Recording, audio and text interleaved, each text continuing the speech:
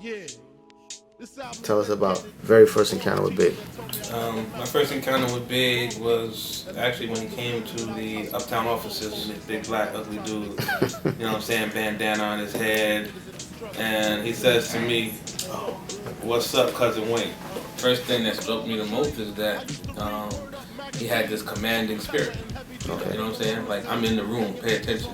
Right. That type of thing. Looking back, like, what does Biggie mean to you now? I think that he's a true representation of rags to riches. I also feel that Christopher Wallace, and what he means to me is a lifelong struggle of trying to achieve in a short period of time in which he lived his life.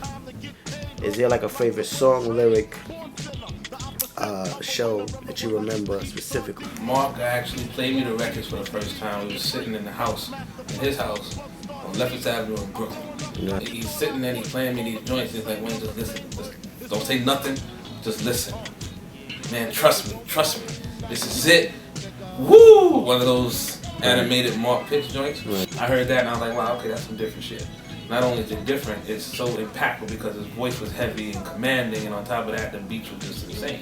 But seeing him on stage at that particular point just kind of brought it all together for me, because at that moment is when I realized he was a sex symbol on stage.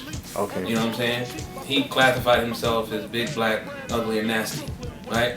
When he got on that stage, he represented that shit to the heart, because every woman in the spot was just going nuts for this dude. Do you feel that if Biggie was alive today, he would be like the greatest storyteller? Big was always the kind of guy looking through the window, understanding what life was, outside of who he was. So he was able to give you a vivid understanding of what he saw. And a lot of cats don't necessarily know how to do that or when to do it. Big did it right, and he did it in a manner that gave you a sensibility that it was you living whatever it is he was telling. That, I think, is the connection for Big that made him different than a lot of other cats that are quote-unquote storytellers in the game. The relevance today, I think, in terms of what he would have been able to do is grandeur. I think it would have been grandeur. I think that he would have been, you know what I'm saying, far surpassing any and everybody that thinks that they have that ability to do so, and he would have inspired other cats to do it more.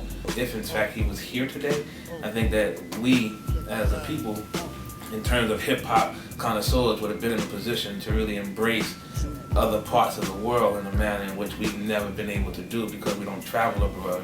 You need to understand that, you know, life is about living, and living is about doing what it is you feel in your heart you want to do. And I think that the lessons that you can learn from him not being here is that life is short and you have to live it to the fullest.